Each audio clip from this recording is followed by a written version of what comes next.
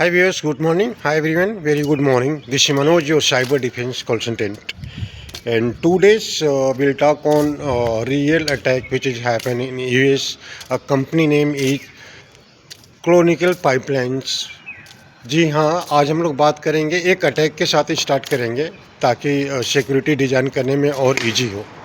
तो क्लोनिकल पाइपलाइन एवीएसए में जब साइबर क्राइम हुआ था, रेंसमवेयर अटैक हुआ था, उसका रीज़न था स्ट्रॉन्ग पासवर्ड नहीं था, मल्टी फैक्टर ऑथेंटिकेशंस नहीं था, जिसके वजह से यूएसए में फील्ड को टेम्पररी बंद करना पड़ा और वहाँ के आम जनता को प्रॉब्लम्स हुआ। उसी तरह से सोलारविंड में अटैक हुआ था, उसी तरह से इंडियन एक ई कॉमर्स कंपनी में अटैक हुआ था।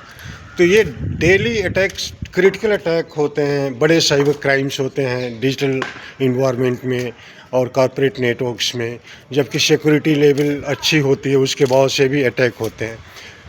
तो कहीं ना कहीं साइबर सिक्योरिटी की कमी है ऑर्गेनाइजेशंस के अंदर, क्योंकि प्रॉपर सिक्योरिटी इम्प्लीमेंट नहीं होती है।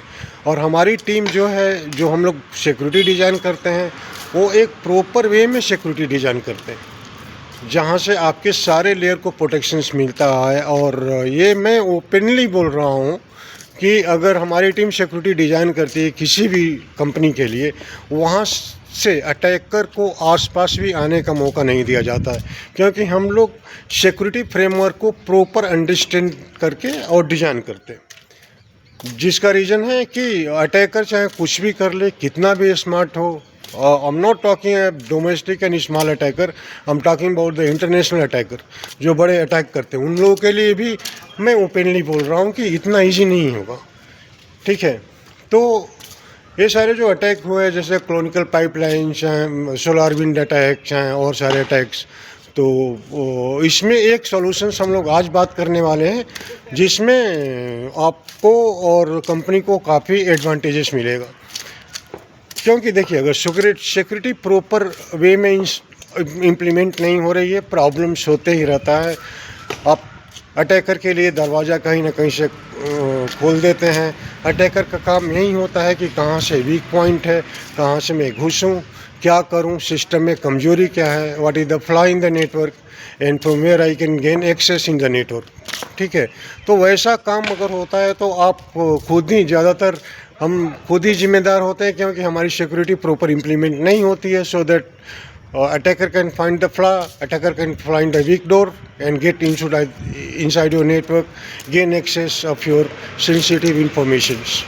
ठीक है, तो एक सॉल्यूशंस हम लोग आज डिज़ाइन करेंगे जिसको बोला जाता है आइडेंटिफाई एंड एक्सेस मैनेजमेंट, और उसके बाद से JTN zero trust network access पर भी हम लोग बात करेंगे, उसको भी इंटीग्रेट कराएंगे थर्ड पार्टी में। तो आइडेंटिफाई एंड एक्सेस मैनेजमेंट शुरू करने के लिए मैं स्टार्ट करना चाहूँगा माइक्रोसॉफ्ट इकोसिस्टम में माइक्रोसॉफ्ट इंट्रा आईडी, जो एक fully identify and access management tools है। Identify and access management tools का मतलब ये होता है कि आप किस यूज़र को अलाउ कर रहे हैं, किस एप्लीकेशन पर आप उसको अलाउ कर रहे हैं, और किस टाइप के डिपार्टमेंट को आप सेग्रीगेट कर रहे हैं। जैसे क्या होता है कि अगर आपका नेटवर्क स्ट्रक्चर वे में नहीं है, कोई यूज़र घुसता है, सारे एप्लीकेशन को यूज कर लेता है। उसी तरह से अटैकर भी आपके नेटवर्क में क्रेडेंशियल लेकर घुसता है और अपना काम कर देता है, अपना रेंसमवेयर चाहे जो भी कोड रिलीज करना होता है करके हार्म करता है। लेकिन this is not a better security. Better security is only when your employ is working according to your policy. जो आपने पॉलिसी डिफाइन किया है, आपकी एम्प्लॉय वैसा काम करना चाहिए, क्योंकि आपका सिक्योरिटी सिस्टम्स आप डिज़ाइन किए हो। तो आपकी सिक्योरिटी के बियॉन्ड अगर कोई लॉगिन हो रहा है तो that is not A proper security. ठीक है, तो आइडेंटिफाई एंड एक्सेस मैनेजमेंट में हम बात करते हैं कंप्लीट सिक्योरिटी, जिसमें आप यूज़र को ऑथेंटिकेट कर रहे हैं कि इस यूज़र को इस पर्टिकुलर एप्लीकेशन पर ही एक्सेस मिलेगा। जैसे HR का यूज़र है, HR डिपार्टमेंट में एम्प्लॉई है, IT डिपार्टमेंट में एम्प्लॉई है, चाहे सेल्स में एम्प्लॉई है। अब सेल्स को एक पॉलिसी कंपनी डिज़ाइन की है कि सेल्स को सिर्फ CRM को एक्सेस मिलेगा। HR को एक पॉलिसी हम डिज़ाइन कर दिए कि HR को सिर्फ HR रिलेटेड एप्लीकेशन मिलेगा, HRMS टूल मिलेगा, पेरोल मिलेगा और कुछ नहीं मिलेगा।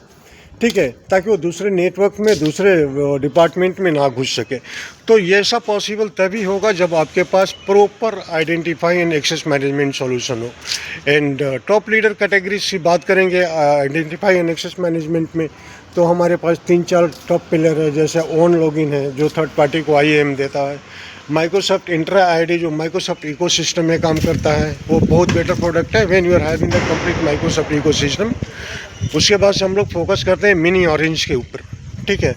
और भी सारे हैं, लेकिन वो 2-3 प्रोडक्ट जो मैं बता रहा हूँ ये टॉप लेवल के प्रोडक्ट है जो कॉर्पोरेट में बहुत ही यूज हो रहे हैं। On login is one of the very beautiful product. Microsoft Intra ID is fantastic for the Microsoft ecosystems, and Mini Orange is again taking care of third party where we are having multiple applications like CRM, ERP, SAP, Microsoft 365 or any other applications. तो IAM का main purpose है, जैसे किसी भी बड़े company में जाएंगे जहाँ पर 2000, 5000, 10,000 मैन पावर काम कर रहे हैं, उनके पास एप्लीकेशन भी ज़्यादा होता है एक्सेस करने के लिए। जैसे उनके पास SAP होगा, उनके पास CRM होगा, उनके पास HRMS टूल्स होगा, उनके पास माइक्रोसॉफ्ट 365 होगा, उनके पास सेल्सफोर्स होगा, उनके पास बहुत सारे एप्लीकेशन, मोर देन 20 एप्लीकेशंस होता है। और उसमें चैलेंज क्या होता है कि लॉगिन चैलेंज होता है। जैसे एक यूज़र आप अलाउ कर रहे हैं अपने नेटवर्क में, तो उसको डिफरेंट एप्लीकेशन में काम करने के लिए डिफरेंट लॉगिन एंड पासवर्ड की ज़रूरत पड़ती है, तब जाके वो काम करता है। तो बहुत चैलेंज होता है, क्योंकि सारे पासवर्ड को याद करना आसान नहीं होता है, डिफ़िकल्ट होता है, ठीक है। तो IAM क्या करता है कि IAM जो आइडेंटिफाई एंड एक्सेस मैनेजमेंट है, वो SSO को देता है।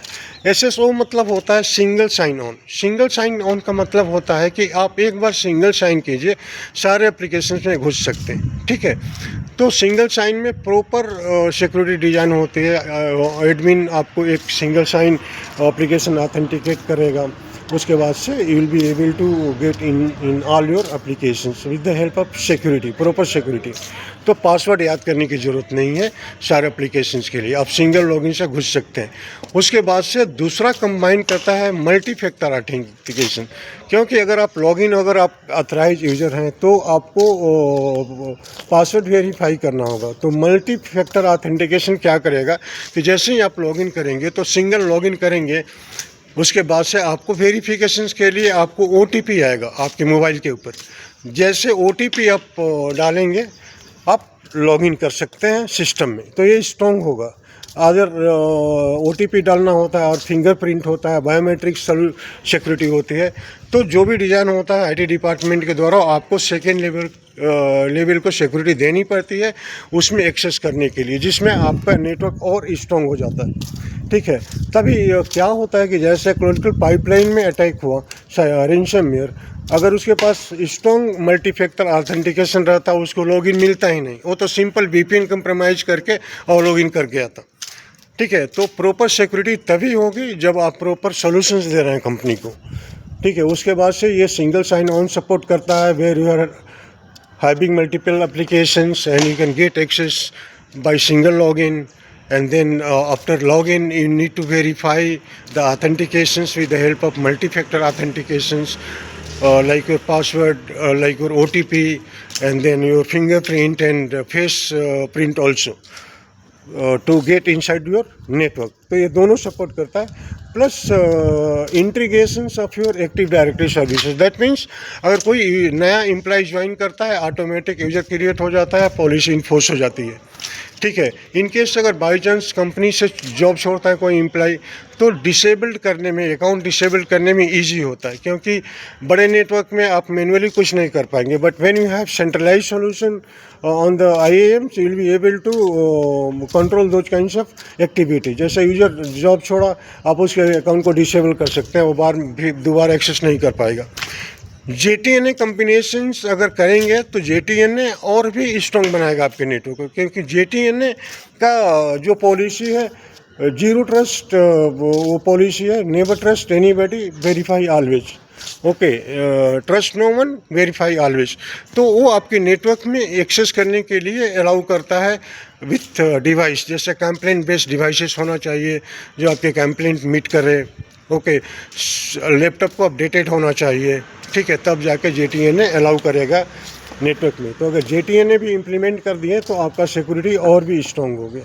और last but not the least, I am talking about meeting of compliances with the help of identify and access management. इसमें क्या होगा कि आपके जितने भी कंप्लायंसेस हैं जो गवर्नमेंट रूल्स एंड रेगुलेशंस को मीट कर रहे हैं, जैसे PCI DSS, HIPAA complaints from America, and your ISO 27001, and plus your certain guidelines, DPDP Act, and RBIN guidelines, and other compliances. So auditing में सारे कंप्लेंट्स मीट करेगा, क्योंकि auditing में पता चल जाएगा कि यूज़र ने किस एप्लीकेशन पर लॉगिन किया है, उसका एक्टिविटीज़ क्या हुआ है, लॉग रिपोर्ट में पूरा मिल जाएगा। तो this is the complete solution on identify and access management, where you can make your network very secure. And student अगर आप हैं तो इस टाइप के सॉल्यूशंस को आप सीखना पड़ेगा साइबर सिक्योरिटी में आने के लिए, क्योंकि जब तक पूरा साइबर सिक्योरिटी नहीं सीखेंगे डाउट होते ही रहेगा, क्योंकि साइबर वर्ल्ड बहुत ही बढ़ रहा है। सारे पूरा विश्व, पूरा वर्ल्ड डिजिटल हो रहा है, डिजिटल हो ही चुका है। तो साइबर क्राइम डेफिनेटली ज़्यादा हो रहा है, साइबर क्राइम इंक्रीज हो रहा है। साइबर क्राइम इंक्रीज होने के लिए साइबर डिफेंस करना पड़ेगा, एथिकल हैकिंग जैसे कोर्स करने पड़ेंगे ताकि डिफेंडर आप बने। और डिफेंड करने के लिए आपको साइबर सिक्योरिटी प्रॉपर अंडरस्टैंड करनी पड़ेगी, तभी आप प्रोटेक्ट कर सकते हैं, अदरवाइज पॉसिबल नहीं है। क्योंकि साइबर क्रिमिनल का माइंड बहुत इंटेलिजेंट है, हम लोगों से 10 टाइम ज़्यादा सोचता है वो, नॉर्मल ह्यूमन बीइंग से 10 टाइम ज़्यादा सोचता है वो, ठीक है। तो उन सारे ब्रेन को ब्लॉक करने के लिए, उन सारे एक्टिविटीज़ को ब्लॉक करने के लिए you need to have a proper understanding on cyber security. So guys, thanks a lot for your valuable time with me. और ऐसे न्यू टेक्नोलॉजी को बात करेंगे हम कल डिफरेंट कंसेप्ट पर। और hope you are all doing well. Keep in touch with me with my channel, and definitely we will get the good knowledge. Thank you so much.